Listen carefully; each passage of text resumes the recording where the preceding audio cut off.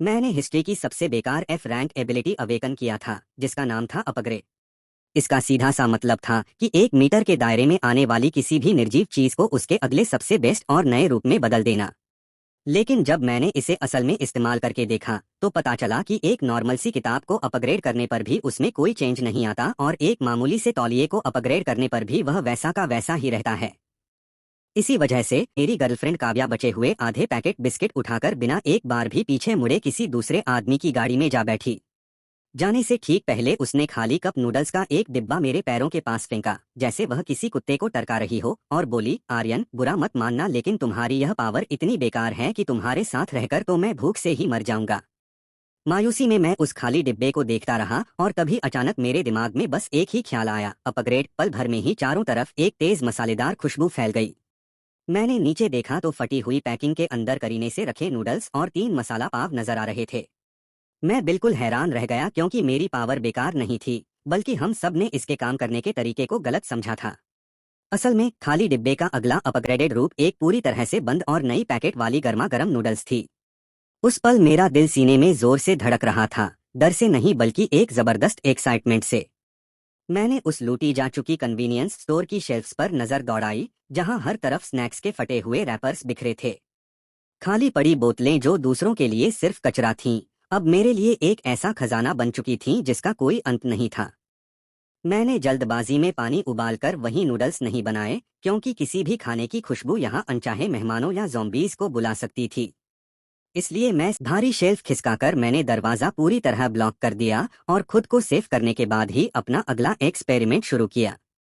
मैंने एक खाली डिब्बा जमीन पर रखा और मन ही मन बोला, अपग्रेड। डिब्बे पर एक हल्की सी चमक गुजरी और अगले ही पल एकदम नई नूडल्स का पैकेट सामने आ गया। मैं अपनी एक्साइटमेंट को दबाते हुए बार बार यही करता रहा। सिर्फ 10 मिनट के अंदर मेरे सामने 60 पैकेट नूडल्स का एक पूरा ढेर लग गया, क्योंकि मेरी एबिलिटी का कूलडाउन सिर्फ 10 सेकंड था। इसका मतलब था कि अब मेरे पास अनलिमिटेड रिसोर्सेज हो सकते थे। फिर मेरी नज़र एक खाली पानी की बोतल पर पड़ी तो अपग्रेड कहते ही पल भर में 500 मिलीलीटर की भरी हुई साफ मिनरल वाटर की बोतल सामने आ गई। फिर एक खाली फर्स्ट एड बॉक्स दिखा और अपग्रेड करते ही मेरे हाथ में एकदम नया फर्स्ट एड किट आ गया। मेरी सांसें तेज हो गईं क्योंकि खाना, पानी और दवाई, जो इस दुनिया की सबसे कीमती चीजें थीं, अब मेरे लिए अनगिनत हो चुकी थीं। मैंने मन ही मन कहा, काव्या, तुझे लगता था मेरी पावर बेकार है, तो थोड़ा इंतजार कर, क्योंकि एक दिन तुम सब घुटनों पर आकर मुझसे खाने की भीख मांगोगे। अगले 3 दिन तक मैंने खुद को उस गोदाम में बंद रखा और वहां पड़े खाली डिब्बे मेरे लिए कच्चा माल यानी रॉ मटेरियल बन गए। मैंने चिप्स, बिस्किट, चॉकलेट, हर वो चीज जो पेट भर सके, बक्सों में पैक करके तैयार कर ली। गोदाम का एक कोना ठंडे ड्रिंक्स से भर गया और सबसे जरूरी बात, मुझे एक खाली गैस सिलेंडर और स्टोर में पड़ा एक पोर्टेबल स्टोव मिल गया। अब मैं आखिरकार कुछ गर्म पकाकर खा सकता था। सारी खिड़कियां बंद करके मैंने पानी उबाला, 3 मसाला पाव खोले और सावधानी से नूडल्स डाल दिए। जब वो जानी पहचानी खुशबू मेरी नाक तक पहुंची तो मेरी आंखों से आंसू बहने लगे। मैं रोते हुए भी खाता गया, क्योंकि यह अपोक्लिप्स के बाद खाया गया मेरा सबसे भरपेट और सबसे सुकून वाला खाना था। पेट भरने के बाद मेरा दिमाग भी काम करने लगा। मैंने सोचा कि यहाँ छिपे रहना कोई परमानेंट सॉल्यूशन नहीं है, क्योंकि यह कन्वीनियंस स्टोर किसी भी वक्त इन्फेक्टेड ज़ॉम्बीज के हाथ लग सकता था या फिर किसी और सर्वाइवर की नज़र में आ सकता था। मुझे कोई सुरक्षित ठिकाना ढूंढना था और साथ ही हथियार भी चाहिए थे, क्योंकि सिर्फ खाना पानी होने से इस बेरहम दुनिया में इंसान बस कटने के लिए तैयार भेड़ बन जाता है। मैंने 2 बड़े बैग जरूरी सामान से भर लिए और फिर दरवाजे की झिरी से बाहर की दुनिया झांक कर देखी। सड़क पर कुछ इन्फेक्टेड बेमकसद घूम रहे थे। एक गहरी सांस लेकर मैंने अपग्रेड किए हुए बिल्कुल नए, तेज और मजबूत कॉम्बैट नाइफ को कसकर पकड़ लिया, क्योंकि अब बाहर निकलने का वक्त हो गया था। स्टोर से बाहर निकलना ज्यादा मुश्किल नहीं रहा। पीछे की तंग गलियों का फायदा उठाकर मैंने ज्यादातर इन्फेक्टेड को टाल दिया। जब कभी कभार कोई अकेला ज़ॉम्बी मिल जाता तो मैं भरी हुई कोल्ड ड्रिंक की कैन जोर से उस पर मार देता, और जब वो चौंक कर रुकता तो अपने तेज नाइफ से उसका काम तमाम कर देता। मेरा मकसद था शहर के पश्चिम में बनी एवलॉन सोसाइटी पहुंचना, जो शहर का सबसे पॉश रेजिडेंशियल एरिया था। वहां मजबूत सिक्योरिटी और ऊंची मोटी 4 दीवारी थी, इसलिए शुरुआती अपोक्लिप्स में वह जगह कुछ वक्त तक टिकी रह सकती थी। इससे भी बड़ी बात यह थी कि मेरे माँ बाप का घर वहीं था। जब अपोक्लिप्स आया था तब मैं हॉस्टल में था, इसलिए उनसे संपर्क टूट गया था। उन्हें ढूंढना ही अब मेरी इकलौती जिद थी। पर एवलॉन तक का सफर मेरी सोच से कहीं ज्यादा मुश्किल निकला, क्योंकि पूरा शहर तबाह हो चुका था और छोड़ी हुई गाड़ियां हर मुख्य सड़क को जाम कर रही थीं। रास्ते में मैंने बहुत से भयानक नज़ारे देखे, जहां सर्वाइवल और रिसोर्सेज के लिए इंसान एक दूसरे से खूंखार तरीके से भिड़ रहे थे। उसी पल मुझे एहसास हुआ कि काव्या का धोखा इस बेरहम दुनिया के मुकाबले शायद सबसे मामूली बात थी, क्योंकि यहाँ लोगों के अंदर की इंसानियत कब की टूट चुकी थी। तीसरे दिन शाम को आखिरकार मैं एवलॉन सोसाइटी के बाहर पहुंचा। वहां बड़ा लोहे का गेट बंद था और दीवार पर धुंधले धुंधले पहरेदार पहरा देते नजर आ रहे थे। यह सोसाइटी तो वाकई एक सर्वाइवर्स बेस बन चुकी थी।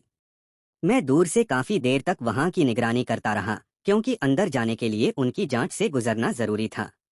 मैंने अपना बैग ठीक किया और ज्यादातर सामान एक छिपे हुए सीवर में छुपा दिया। पास में बस 2 बोतल पानी और एक पैकेट बिस्किट रख लिया, ताकि मैं एक आम लाचार शरणार्थी जैसा दिखूं, और गेट की तरफ चल पड़ा। रुको, कौन हो तुम? दीवार के ऊपर से आवाज आई। मैंने फौरन अपने दोनों हाथ ऊपर उठाए, सिर उठाकर धूल से सना अपना चेहरा दिखाया और कहा, मैं यहीं का रहने वाला हूँ। मेरा नाम आर्यन है और मेरा घर बिल्डिंग नंबर 17 में है। ऊपर खड़ा गार्ड कुछ देर चुप रहा, शायद वॉकी टॉकी पर डिटेल्स कंफर्म कर रहा था। थोड़ी देर बाद गेट थोड़ा सा खुला और एक आदमी हाथ में लोहे की रड लिए चौकन्नी नजरों से बाहर आया। ID card? उसने सख्ती से पूछा। मैंने जेब से पहले से तैयार अपनी आईडी निकाल कर दे दी। उसने अच्छे से चेक किया, फिर मुझे ऊपर से नीचे तक देखा और पूछा, अकेले हो? सामान कहाँ है तुम्हारा? मैंने सिर झुकाकर ठीक उतनी ही घबराहट और रूंध आवाज में कहा, रास्ते में सब लूट लिया गया, बस इतना ही बचा पाया हूँ। उस आदमी ने भौहें सिकोड़ी और उसे मुझ पर थोड़ा तरस भी आया, क्योंकि मेरी दुबली पतली शक्ल और लाचार अंदाज के आगे उसकी सतर्कता ढीली पड़ गई थी। वह बोला, अंदर आ जाओ, पर सोसाइटी का नियम याद रखना। हर नए आने वाले को अपने आधे रिसोर्सेज टैक्स के रूप में जमा करने होते हैं। मेरा दिल एक पल को धक से रह गया, लेकिन शुक्र है कि मैंने पहले से ही तैयारी कर रखी थी। मैंने आज्ञाकारी अंदाज में सिर हिलाया और एक बोतल पानी और आधा पैकेट बिस्किट उसे दे दिया। आदमी ने सामान लिया और उसकी आंखों में मेरे लिए एक पल के लिए तुच्छता यानी नीचा दिखाने की झलक दिखी, फिर भी उसने हाथ हिलाकर मुझे अंदर जाने दिया। अंदर घुसते ही जो नजारा दिखा, उससे मुझे थोड़ी राहत मिली। माहौल अब भी तनाव भरा था, पर कम से कम यहाँ कुछ व्यवस्था थी। लोग गश्त लगा रहे थे, कुछ लोग सुरक्षा को और मजबूत कर रहे थे, और औरतों तथा बच्चों को सोसाइटी के क्लब हाउस में सेफ रखा गया था। यह जगह इस अपोक्लिप्स में मानो एक टापू थी, जो बाहर की बर्बादी और अफरातफरी से अलग थलग थी। रजिस्ट्रेशन करने वाली एक आंटी ने बताया कि सोसाइटी अब विक्रम नाम के एक आदमी के हाथ में है, जो पहले यहाँ का प्रॉपर्टी मैनेजर था। अपोक्लिप्स के बाद उसे एक फायर कंट्रोल एबिलिटी मिली, जिसकी मदद से उसने एक गार्ड टीम बनाकर सबको बचाया। हर घर वाले को रोजाना अपने कंट्रीब्यूशन के हिसाब से खाना मिलता है, और अगर ज्यादा राशन पाना है तो पेट्रोल टीम या लॉजिस्टिक्स टीम ज्वाइन करनी पड़ती है। लेकिन मैंने शरीर कमजोर होने का बहाना बनाकर फिलहाल किसी टीम में ज्वाइन नहीं किया, क्योंकि मेरा सबसे जरूरी काम था अपने माँ बाप को ढूंढना। पर जब बेचैन दिल के साथ मैं दौड़कर अपने घर के गेट पर पहुंचा, तो देखा कि दरवाजा जोर जबरदस्ती तोड़ा जा चुका था और अंदर सब कुछ बिखरा पड़ा था। यह देखकर मेरा दिल पूरी तरह बैठ गया। मैं अंदर भागकर पागलों की तरह माँ पापा चिल्लाने लगा, लेकिन जवाब में सिर्फ मौत जैसी खामोशी थी। ड्राइंग रूम की टेबल पर धूल की एक पतली परत जमी थी, जिसका मतलब था कि वो कई दिन पहले ही यहाँ से जा चुके थे। जमीन पर झगड़े के निशान तो थे, लेकिन खून का कोई धब्बा नहीं था, इसलिए यह शायद इस अनहोनी में भी एक राहत की बात थी। मैं जमीन पर बैठ गया और पहले से भी बड़ी उलझन और डर मुझे जकड़ने लगे, क्योंकि मुझे नहीं पता था कि अब उन्हें कहाँ ढूंढूं। ठीक तभी जब मैं इसी उलझन में डूबा था, दरवाजे के बाहर से कदमों की आवाज आई और एक शरारती सी आवाज गूंजी, अरे वाह, यहाँ तो एक बचा खुचा शिकार भी मिल गया। मैंने अचानक सिर उठाया और देखा कि 2 आदमी दरवाजे पर खड़े थे। सामने वाला आदमी मुड़ा हुआ सिर लिए बुरी नजर से मुझे घूर रहा था। मैं उसे पहचानता था, क्योंकि वो विक्रम का खास चमचा था, जिसे लोग स्कॉर्पियन कहते थे। स्कॉर्पियन ने होठ चाटते हुए, मानो मुझे कटे हुए मछली के टुकड़े जैसे देखते हुए तंज में कहा, तेरे घर के मालिक कुछ दिन पहले विक्रम भाई के काफी कंट्रीब्यूशन पॉइंट्स के कर्जदार थे, इसलिए उन्हें धक्के मारकर निकाल दिया गया है और अब यह घर हमारा है। मेरी आंखें सिकुड़ गईं और मैंने पूछा, तुमने मेरे माँ बाप के साथ क्या किया? स्कॉर्पियन व्यंग से हंसा और बोला, बस बाहर फेंक दिया, क्योंकि जिसमें ताकत नहीं, इस अपोक्लिप्स में उसका यही अंजाम होता है। वैसे तुझ में थोड़ा दम दिखता है, इसलिए अगर यहाँ रुककर हमारा छोटा मोटा कामकाज कर दे तो तुझे भी 2 वक्त की रोटी मिल सकती है। मैं सच में बहुत सीधा निकला क्योंकि मैंने सोचा था कि यहाँ पनाह मिलेगी, लेकिन यहाँ भी वही जंगल का कानून चल रहा था। जैसे जैसे वो दोनों मेरे पास आते गए, मेरा हाथ चुपके से बैग की साइड पॉकेट की तरफ बढ़ा जहाँ मेरा अपग्रेड किया हुआ एकदम नया और तेज नाइफ रखा था। पर ठीक जब मैं अपनी जान की बाजी लगाने को तैयार था, दरवाजे से एक ठंडी और गंभीर आवाज आई, क्या हो रहा है यहाँ? स्कॉर्पियन और उसके साथी की हरकतें एक साथ रुक गईं और आने वाले को देखते ही उनकी मुस्कान जम गई। उन्होंने फौरन चापलूसी वाला भाव अपना लिया।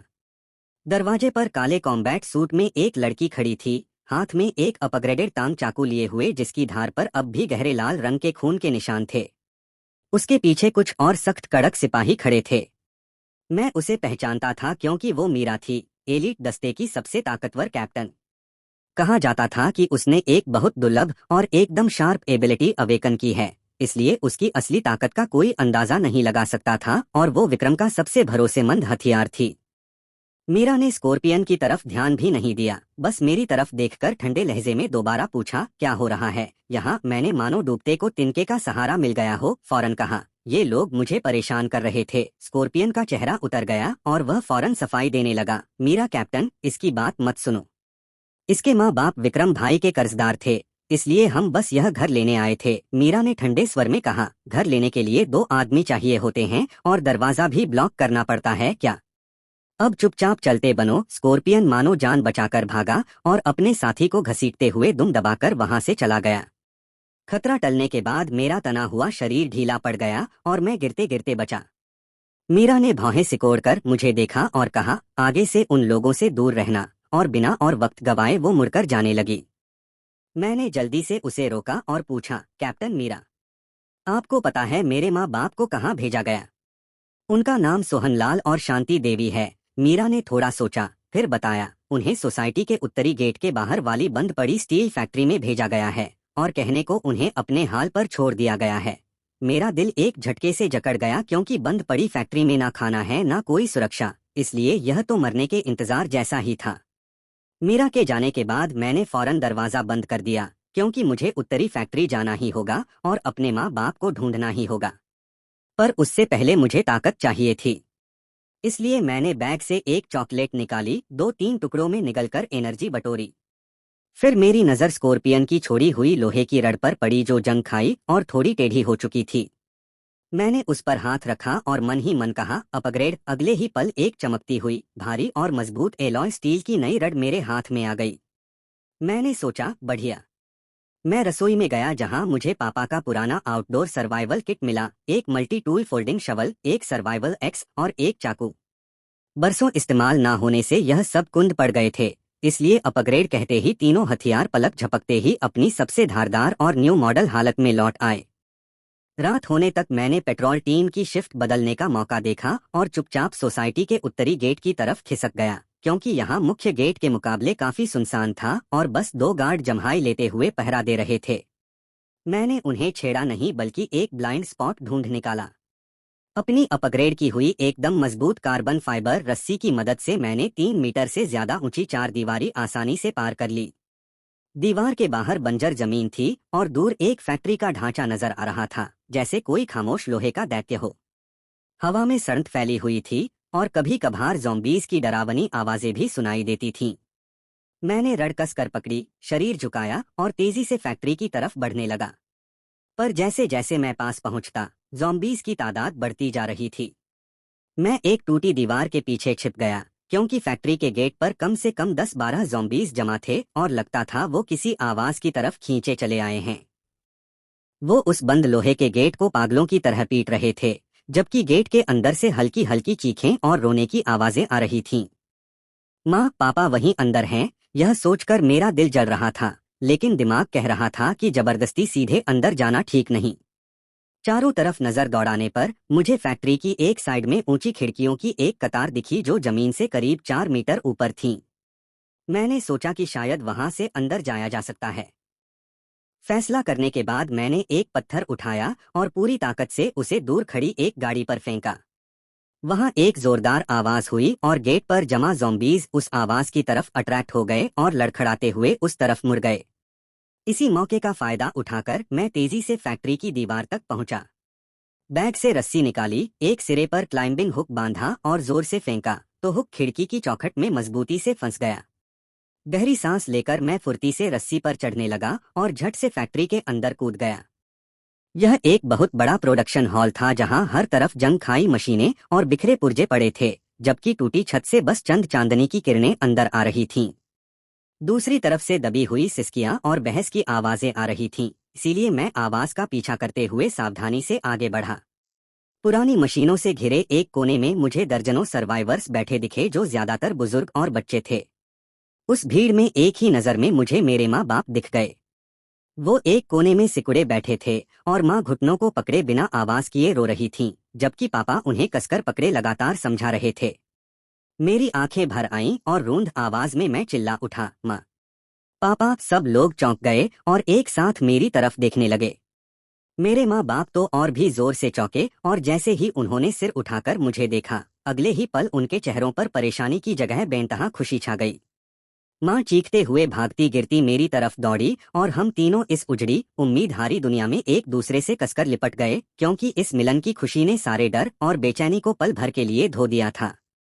पर तभी एक कड़वी आवाज ने यह इमोशन पल तोड़ दिया। तू कहाँ से टपक पड़ा? चेहरे पर लंबे कट के निशान वाला एक आदमी आगे आया और उसके पीछे कुछ ताकतवर जवान लड़के खड़े थे, इसलिए साफ था कि यही यहाँ का सरगना था। उसका नाम राणा था। राणा की लालची नजरें मेरे कंधे पर लटके फूले हुए बैग पर टिक गईं और वो बोला, अरे वाह छोटे भाई, तुझमें तो काफी दम लगता है क्योंकि अकेले यहाँ तक आ गया। तो बैग में क्या है? निकाल कर सबको दिखा। मैंने अपने माँ बाप को अपने पीछे कर लिया और ठंडी नजरों से उसे देखते हुए कहा, यह मेरी चीज है। राणा व्यंग से हंसा और बोला, यहाँ किसी की कोई चीज नहीं होती बल्कि सिर्फ मेरी चीज होती है, इसलिए अक्ल से काम ले और बैग सौंप दे वरना। और उसने हाथ में पकड़ी कुल्हाड़ी लहराई। उसकी धमकी साफ थी और उसके पीछे के गुंडे भी घेरा बनाकर आगे बढ़ाए, जबकि यहाँ फेंके गए बाकी बूढ़े बीमार लोग गुस्से में होते हुए भी कुछ बोल नहीं पाए और बस तरस भरी नजरों से मुझे देखने लगे। मेरे पापा घबराकर मुझे पीछे खींचते हुए राणा के सामने गिड़गिड़ाने लगे, भाई साहब, मेरा बेटा नादान है और बैग में बस थोड़ा सा खाना है, इसलिए सब आपको दे देंगे, पर प्लीज इसे तंग मत कीजिए। राणा तंज में हंसा और बोला, अब तो मुझे सिर्फ बैग नहीं बल्कि इसकी जान भी चाहिए। कहते ही उसने हाथ बढ़ाकर मुझे पकड़ने की कोशिश की। तभी मेरी आंखों में ठंडी चमक कौंधी। मैं पीछे नहीं हटा बल्कि आगे बढ़ा और मेरे हाथ की मेटल रड एक तीखे एंगल से उसकी कलाई पर पूरी ताकत से पड़ी। क्रैक की आवाज के साथ राणा की कलाई एक अजीब शेप में मुड़ गई। सब लोग सन्न रह गए क्योंकि किसी को अंदाजा नहीं था कि यह दुबला पतला दिखने वाला लड़का इतनी हिम्मत दिखाएगा। दर्द से पसीने पसीने हुआ राणा बुरी तरह चीखते हुए दहाड़ा, तेरी हिम्मत कैसे हुई मुझे मारने की? पकड़ो इसे क्योंकि आज इसका जीना हराम कर दूंगा। उसके गुंडे होश में आते ही चिल्लाते हुए मेरी तरफ दौड़ पड़े। मैंने अपना बैग माँ बाप की गोद में फेंका और फिर रड उठाकर उनके वार रोकने लगा। एक गुंडे ने लाठी घुमाकर मुझ पर वार किया तो मैं बगल हटकर बचा और उसी झटके में रड का दूसरा सिरा उसकी कमजोर जगह पर जा टकराया, जिससे वह चीखते हुए झुककर जमीन पर गिर पड़ा। मैंने कोई फालतू हरकत नहीं की बल्कि हर बार सिर्फ उनके कमजोर जॉइंट्स पर मारा। उन्हें सबसे ज्यादा जो बात डरा रही थी वो ये कि मेरी ताकत और स्टेमिना मानो कभी खत्म ही नहीं हो रही थी। राणा ने अपनी टूटी कलाई थामे गुस्से और डर से मिलीजुली नजरों से मुझे घूरा और पूछा, तू है कौन? क्या तू भी कोई एबिलिटी होल्डर है? मैंने उसे कोई जवाब नहीं दिया, बस ठंडी नजरों से देखता रहा, क्योंकि इन कुछ महीनों में जो तकलीफ और बेइज्जती मैंने झेली थी वो सब इस पल एक तूफानी गुस्से में बदल चुकी थी। मैंने बस इतना कहा, या तो यहाँ से निकल जा या फिर मर जा। मेरी दहशत ने वहाँ मौजूद हर किसी को चुप करा दिया और राणा की आंखों में साफ उलझन थी क्योंकि उसे अंदाजा नहीं था कि उसका सामना किससे हो गया है। पर तभी इस तनाव भरे माहौल के बीच फैक्ट्री के लोहे के गेट से एक जोरदार धमाके की आवाज आई, फिर दूसरी, फिर तीसरी, जिससे भीड़ में हड़कंप मच गया। बाहर के ज़ॉम्बीज़ दरवाजा तोड़ने लगे हैं। क्या हो गया अचानक? ज़ॉम्बीज़ अचानक इतने पागलों जैसे क्यों हो गए, और डर मानो किसी बीमारी की तरह फैलने लगा। राणा को अब मेरी परवाह नहीं रही, इसलिए वो अपने साथियों के साथ शरीर और सामान लगाकर टूटते हुए गेट को रोकने में जुट गया। लेकिन ज़ॉम्बीज़ की तादाद बहुत ज्यादा थी और गेट बुरी तरह डैमेज होकर टेढ़ा मेढ़ा हो चुका था। उसकी कुंडी चरचराने लगी थी और कभी भी टूट सकती थी। हर किसी के दिल पर मायूसी छा गई और मेरे माँ बाप भी डर से कांपने लगे और उन्होंने मेरा हाथ कसकर पकड़ लिया। मैंने उस पुराने जंग खाए लोहे के गेट को एक नज़र देखा और मेरे दिमाग में एक हिम्मती ख्याल आया। मैं अपनी रड लिए सबकी हैरान नज़रों के बीच गेट की तरफ चल पड़ा। दरवाजे को रोक रहे एक गुंडे ने मुझ पर चिल्लाया, लेकिन मैंने उसकी परवाह नहीं की और चुपचाप अपना हाथ उस ठंडे जंग खाए दरवाजे पर रख दिया। फिर सबकी अविश्वास भरी नज़रों के सामने एक करिश्मा हुआ। मैंने अपनी पावर का इस्तेमाल किया, अपग्रेड। वो बुरी तरह पिटा और टेढ़ा गेट मानो वक्त को पीछे छोड़ते हुए सुधरने लगा। उसकी जंग गायब हो गई, धातु मोटी और हैवी हो गई और पूरा फ्रेम एक मिलिट्री ग्रेड बंकर गेट में अपग्रेड हो गया। बस एक पल में चमकती हुई मिश्रित धातु का एकदम नया गेट सबकी आंखों के सामने खड़ा था। बाहर से ज़ॉम्बीज़ की टक्करों के आगे अब गेट टस से मस नहीं हुआ, बल्कि बस हल्की हल्की धमक भर सुनाई दे रही थी। पूरा हॉल सन्नाटे में डूब गया और हर कोई मुझे मुंह बाएं देखता रह गया। राणा ने भी हैरानी में अपना मुंह खोल दिया और कलाई का दर्द तक भूलकर लड़खड़ाती आवाज में बोला, तुम्हारी पावर रिपेयर है क्या? मुझे समझाने का कोई मन नहीं था, इसलिए हाथ पीछे खींचकर ठंडे लहजे में कहा, इस अपोक्लिप्स में असली ताकत ही सबसे बड़ा पासपोर्ट है। अभी अभी दिखाई मेरी बेरहमी और उसके ऊपर यह करिश्माई एबिलिटी, इन दोनों ने राणा का हौसला पूरी तरह तोड़ दिया था।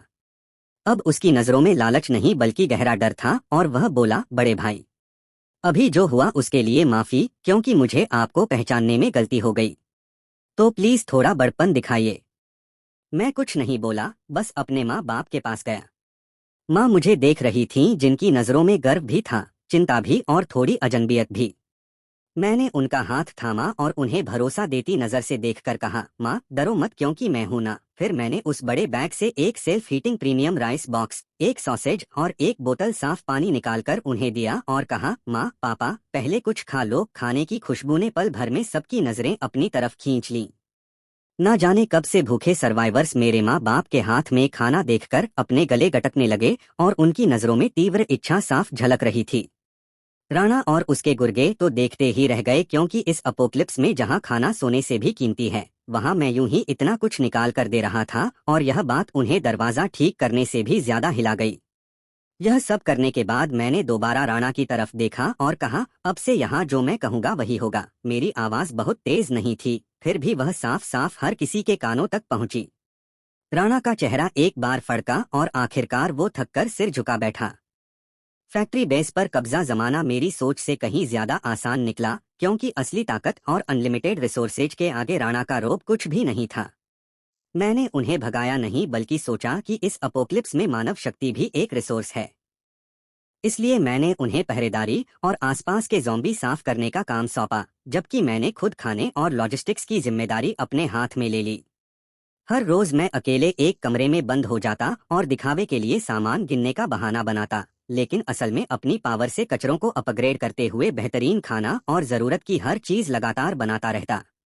जब दर्जनों नए नकोर बक्से सबके सामने आते, तो हर किसी की नजरों में मेरे लिए डर मिली इज्जत झलकती और सब सोचते थे कि मेरे पास कोई हाइपर स्पेस या क्रिएशन टाइप एबिलिटी है, जिसमें बेशुमार रिसोर्सेज जमा हैं।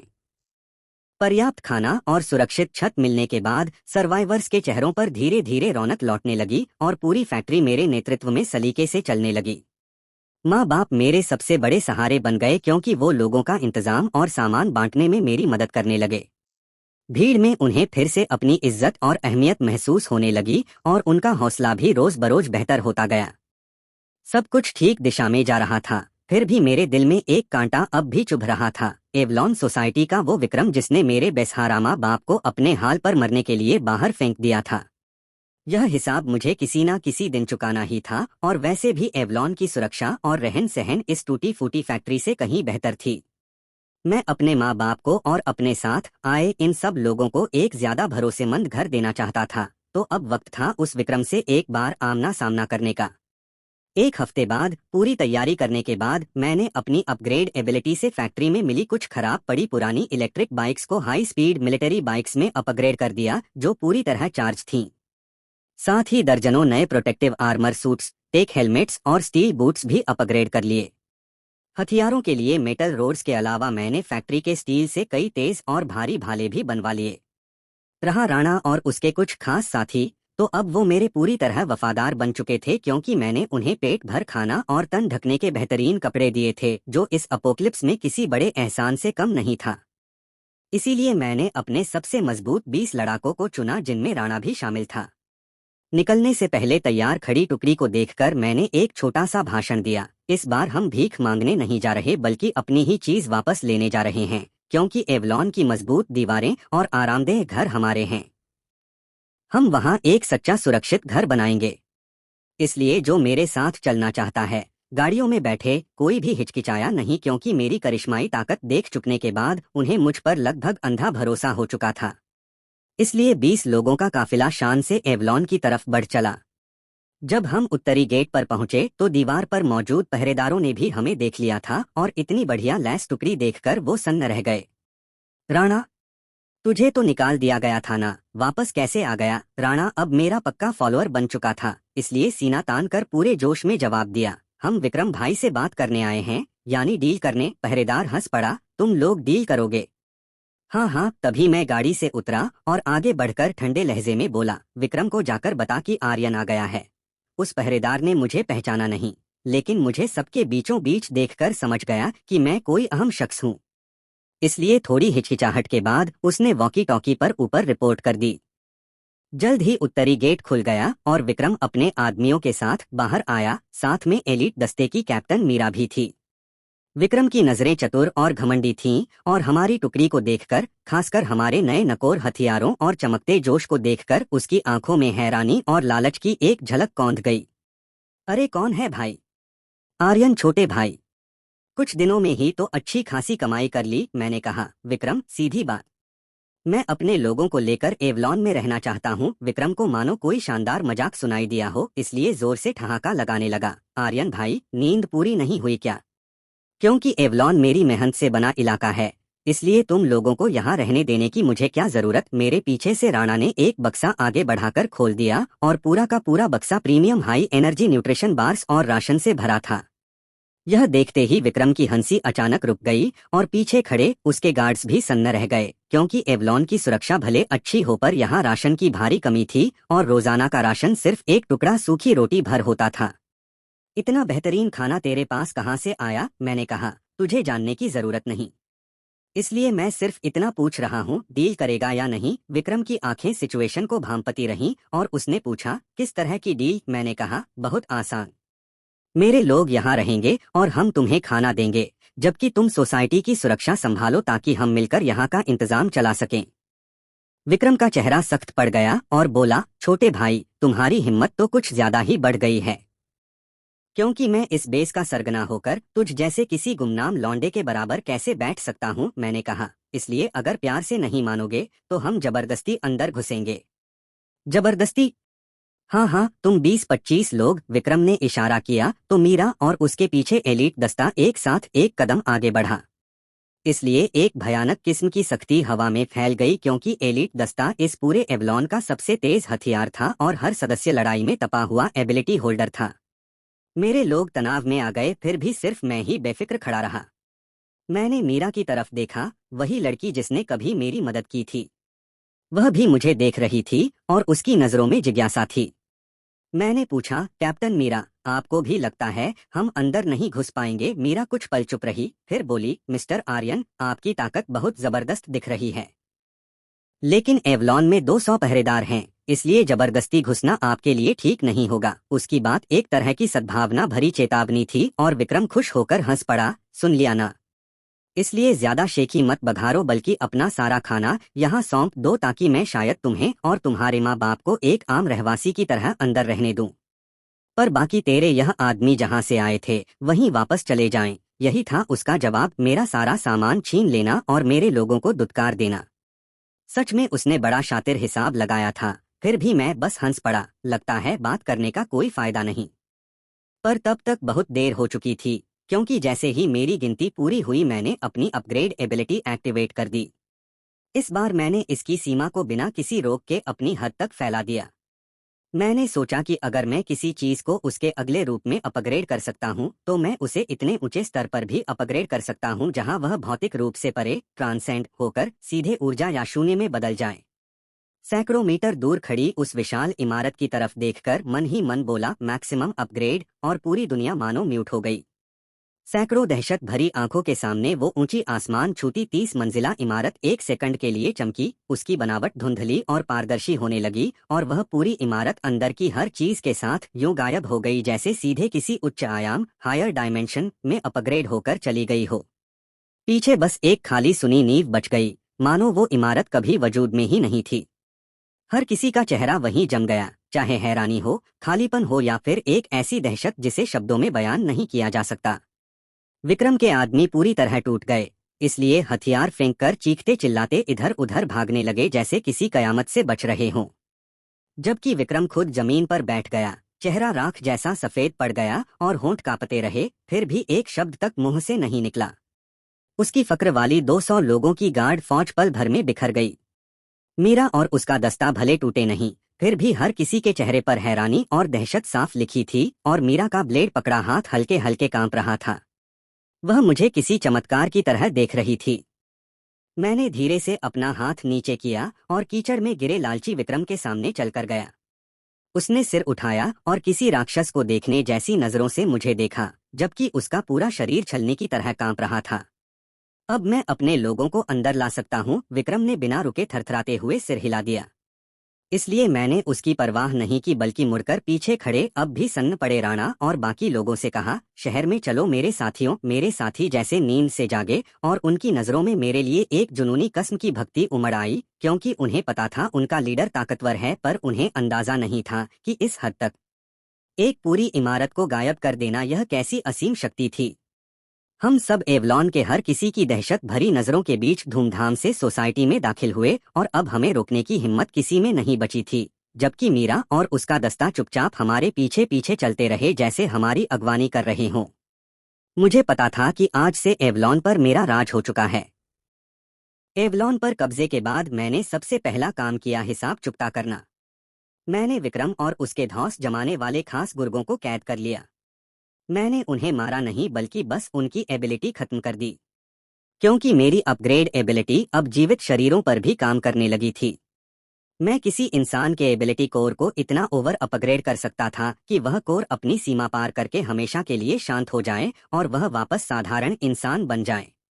जब विक्रम एक फायर एबिलिटी होल्डर से एकदम मामूली कमजोर मोटे आदमी में बदल गया तो उसकी हिम्मत पूरी तरह टूट गई।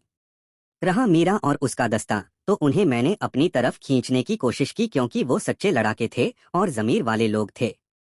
मीरा के सामने ही मैंने उसकी लड़ाई से कुंद हो चुकी चाकू को एक लेवल 5 एनर्जी ब्लेड में अपग्रेड कर दिया और साथ ही एक्सपायर होने वाली सूजन की दवाई को भी अपग्रेड करके बिल्कुल फ्रेश और इफेक्टिव दवा बना दिया।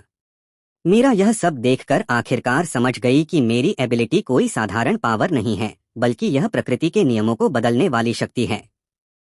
वह काफी देर चुप रही और आखिरकार सिर झुकाकर बोली, मेरा दस्ता आज से आपके हुक्म पर चलेगा। मीरा के दस्ते को अपने साथ जोड़ने के बाद मैंने असल में एवलॉन पर पूरी पकड़ बना ली। मैंने नए नियम बनाए ताकि किसी के पास एबिलिटी हो या ना हो, बस काम करने पर उसे खाना जरूर मिले। अनलिमिटेड रिसोर्सेज की मदद से मैंने बहुत जल्दी सबका दिल जीत लिया और साथ ही सोसाइटी में मौजूद हर गड़बड़ी करने वालों को साफ कर दिया। मेरे नेतृत्व में एवलॉन पूरी तरह बदल गया। मेरे माँ बाप गर्व और सुकून भरी नजरों से मुझे देखते रहते, फिर भी उन्होंने कभी नहीं पूछा कि असल में मेरी एबिलिटी क्या है, क्योंकि वह बस इतना जानते थे कि उनका बेटा बड़ा हो गया है और अब हर किसी का सहारा बन गया है। बेस के पटरी पर आने के बाद मैंने एक गहरे सवाल पर सोचना शुरू किया, क्या मैं अपनी अपग्रेड पावर से किसी बीमार या संक्रमित इंसान की सेल्स को अपग्रेड करके उन्हें वायरस से इम्यून बना सकता हूँ?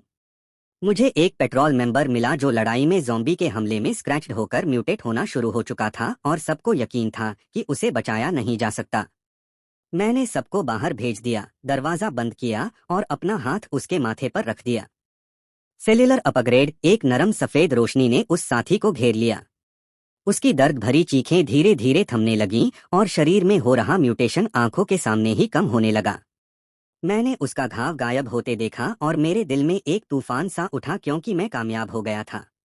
मैंने उसकी सेल्स को इतना अपग्रेड कर दिया था कि उन्होंने ज़ॉम्बी वायरस को पूरी तरह नष्ट कर दिया।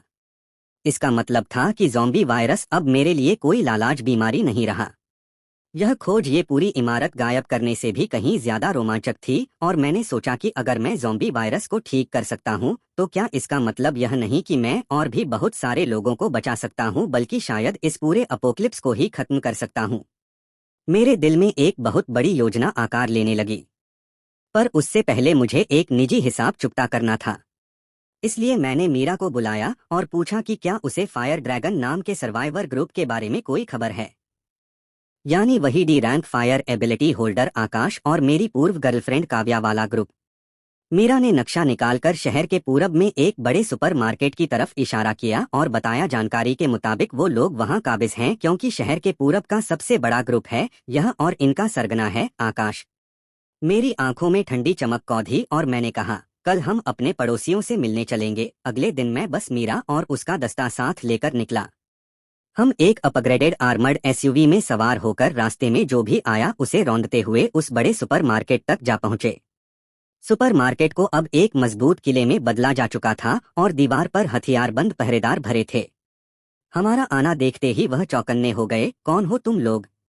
नाम बताओ, मीरा ने खिड़की से सिर निकालकर तेज आवाज में कहा। एवलॉन बेस से आर्यन, लीडर आकाश से मिलने आए हैं। दीवार पर मौजूद लोगों ने शायद मेरा नाम नहीं सुना था, पर एवलॉन बेस का नाम वह अच्छी तरह जानते थे।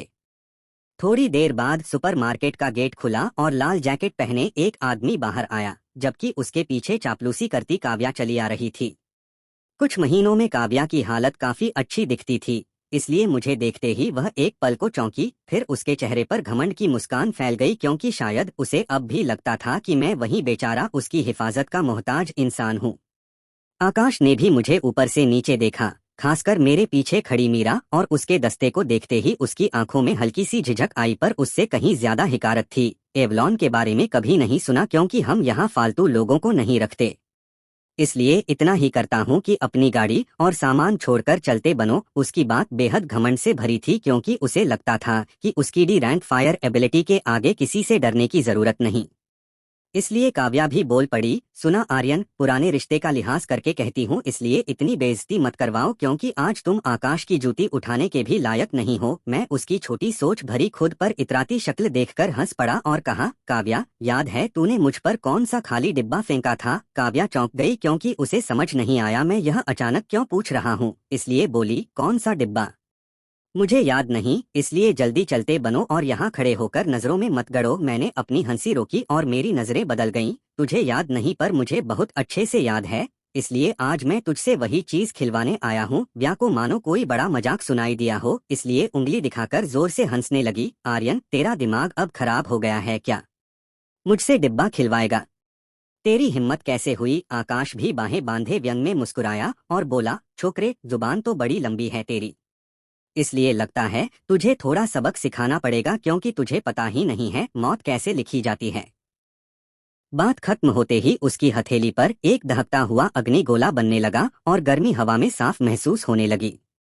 मीरा के सिपाही फौरन डिफेंसिव पोस्चर में आ गए, फिर भी बस मैं और मीरा एक जगह खड़े रहे बिना हिले।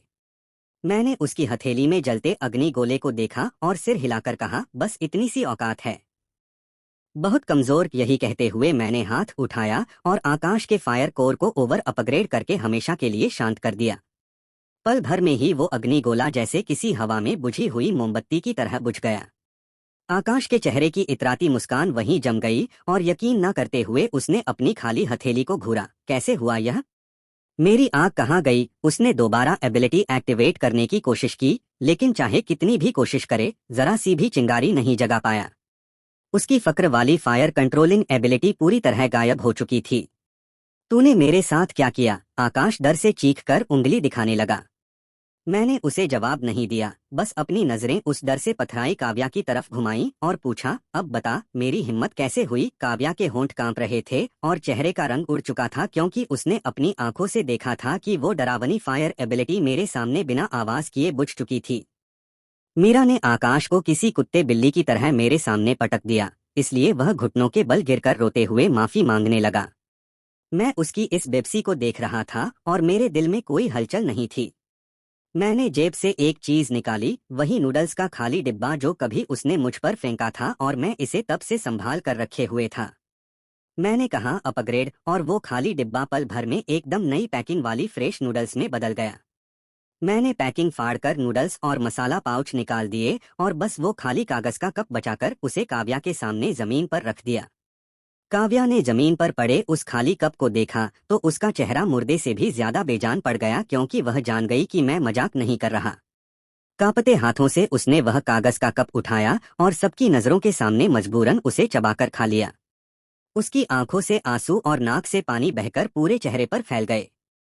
आकाश यह सब देख रहा था, इसलिए आखिरकार उसे एहसास हो गया कि उसने किस हद तक डरावनी हस्ती से पंगा लिया है, तो उसके भी घुटने ढीले पड़ गए। मैंने उसकी तरफ देखा तक नहीं, बस चुपचाप काव्या को घूरता रहा जब तक उसने पूरा कागज का कप पूरी तरह निगल नहीं लिया। उस बेस का पतन मेरी सोच से भी आसान निकला, क्योंकि अपने लीडर की एबिलिटी खोकर वो सब बुरी तरह डर गए थे और उन्होंने हार मान ली। मैंने दोनों बेस को मिला दिया और एवलॉन बेस अब शहर के पूरब का सबसे ताकतवर सर्वाइवर ग्रुप बन गया। काव्या का हिसाब करने के बाद मैंने अपनी पूरी ऊर्जा बेस के विकास और अपनी एबिलिटी की रिसर्च में लगा दी, क्योंकि अगर यह बात बाहर फैल गई कि मैं ज़ॉम्बी वायरस ठीक कर सकता हूं तो पूरी दुनिया में हलचल मच जाएगी। इसलिए जब तक पर्याप्त सेल्फ डिफेंस कैपेबिलिटी ना हो, यह राज छुपाकर रखना ही समझदारी थी। मैंने एक सीक्रेट मेडिकल लैब शुरू किया जिसकी देखभाल मेरे माँ पापा करते थे, जहां उन लोगों का इलाज होता जो संक्रमित होकर भी बचाए जा सकते थे। हर वो इंसान जिसे मैंने ठीक किया, वो मेरा तहे दिल से एहसानमंद बन गया और मेरा सबसे वफादार फॉलोअर बन गया। मेरी ताकत बर्फ के गोले की तरह बढ़ती चली गई। इस दौरान मेरा सामना और भी बहुत सी सर्वाइवर फोर्सेस से हुआ। दोस्तों के लिए मैंने रिसोर्सेज और मदद दी, जबकि दुश्मनों के लिए मैं कभी नरमी नहीं दिखाता था। आर्यन नाम धीरे धीरे एक लेजेंड बन गया। कोई कहता कि मैं दुनिया बचाने वाला मसीहा हूँ, तो कोई कहता कि मैं दुनिया मिटाने वाला दानव हूँ। पर वो कुछ भी कहें, एक सच्चाई को कोई झुठला नहीं सका, मैं इस अपोक्लिप्स की सबसे ऊंची चोटी पर पहुंच चुका था। अपोक्लिप्स का 5वां साल आते आते एवलॉन बेस अब बढ़कर 1 लाख की आबादी वाला विशाल शहर बन चुका था और हमारे पास मजबूत डिफेंस सिस्टम था, साथ ही खुद की खेती बाड़ी थी और एक ऐसा समाज था जिसमें व्यवस्था वापस लौट आई थी।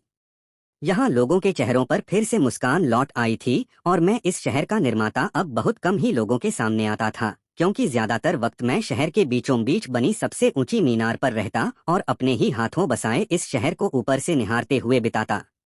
मेरी एबिलिटी भी अब पहले जैसी नहीं रही थी, क्योंकि अब मुझे किसी चीज को छूने की जरूरत नहीं थी, बल्कि मैं अपनी नजरों में आने वाली हर चीज को अपग्रेड कर सकता था। मैं किसी बंजर जमीन को उपजाऊ बना सकता था और किसी दूषित पानी के स्रोत को अपग्रेड करके पूरी तरह साफ कर सकता था। मेरी ताकत अब सच में किसी भगवान जैसी होती जा रही थी। मीरा अब इस शहर की कमांडर इन चीफ थी और वह मेरे पीछे खड़ी होकर मुझे ताजा हालात की जानकारी दे रही थी। एस रैंक ज़ॉम्बी इस एपोक्लिप्स की सबसे बड़ी आफत है, क्योंकि यह अकेला एक पूरा शहर तबाह करने की ताकत रखता है। मेरी नजरें दूर तक फैल गईं। मैंने वो देखा जो करोड़ों ज़ॉम्बीज से बना आसमान को ढकने वाला एक काला सैलाब था, और उस सैलाब के बीचों बीच एक हड्डियों के सिंहासन पर बैठा था वो एस रैंक ज़ॉम्बी बादशाहों की तरह, मानो उसे भी मेरी नजर का एहसास हो गया हो। इसलिए उसकी खूनी लाल आंखें मेरी नजरों से हवा में टकराईं और सैकड़ों मील दूर से एक भयानक मानसिक दबाव मेरी तरफ बढ़ चला। मीरा दर्द से करा उठी और उसका चेहरा पल भर में सफेद पड़ गया। फिर भी मैंने बस हल्के से अपना हाथ हिलाया तो वो सारा दबाव धुएं की तरह उड़ गया। उसने पूछा, तैयार हो क्या? शहर आपके साथ जिएगा और मरेगा। मैं मुस्कुराया और सिर हिलाकर कहा, नहीं, हम मरेंगे नहीं। और मैं पलटकर उस भयानक सैलाब की तरफ देखने लगा और इस शहर के हर उस इंसान की तरफ भी। मैंने कहा, इस अपोक्लिप्स को अब खत्म होना ही चाहिए। मैं अकेला ही शहर से बाहर निकल गया और 4 दीवारी पर खड़ा होकर उस आसमान और धरती को निगल जाने वाले ज़ॉम्बी सैलाब के सामने आ डटा। पूरे 1 लाख नागरिक बड़ी बड़ी स्क्रीन्स के जरिए मुझे देख रहे थे और उनमें डर तो था पर उससे कहीं ज्यादा भरोसा था। एस रैंक ज़ॉम्बी की दहाड़ मानो किसी की रूह तक कंपा देने वाली थी। उसके इशारे पर पूरे सैलाब ने आखिरी और पूरी ताकत से हमला बोल दिया। मैंने धीरे धीरे अपने दोनों हाथ ऊपर उठाए जैसे पूरी दुनिया को गले लगाने वाला हूँ। सबको लगा कि मैं कोई विनाशकारी हमला करने वाला हूँ, पर वो गलत थे क्योंकि मेरे चेहरे पर गुस्सा नहीं बल्कि एक हल्की सी करुणा थी। मेरी एबिलिटी विनाश के लिए नहीं बल्कि नई जिंदगी के लिए थी। मैंने आंखें बंद की और अपनी पूरी अपग्रेडेशन एनर्जी बिना किसी रोक टोक के पूरे प्लेनेट पर छोड़ दी। किसी एक ज़ॉम्बी या इलाके पर नहीं, बल्कि मैंने पूरे अर्थ के एनवायरनमेंट को ही उसके सबसे प्योर और परफेक्ट फॉर्म में अपग्रेड करना शुरू कर दिया। दरारों से टूटी हुई धरती पर फिर से नरम हरी घास उगने लगी और आसमान पर छाई स्याह धुंध छंटने लगी, जिससे बरसों बाद वो जानी पहचानी गहरी नीली साफ धूप फिर से खिल उठी। हड्डियों के सिंहासन पर बैठा वो एस रैंक ज़ॉम्बी अपने ही शरीर में हो रहे बदलाव को दहशत भरी नजरों से देख रहा था। उसने विरोध करने की कोशिश जरूर की, लेकिन दुनिया की जड़ से उठी इस नियम शक्ति को वो रोक नहीं पाया। आखिरकार वो भी वायरस से पूरी तरह मुक्त होकर वापस अपनी पुरानी इंसानी शक्ल में लौट आया और हैरान होकर अपने ही हाथों को घूरता रह गया।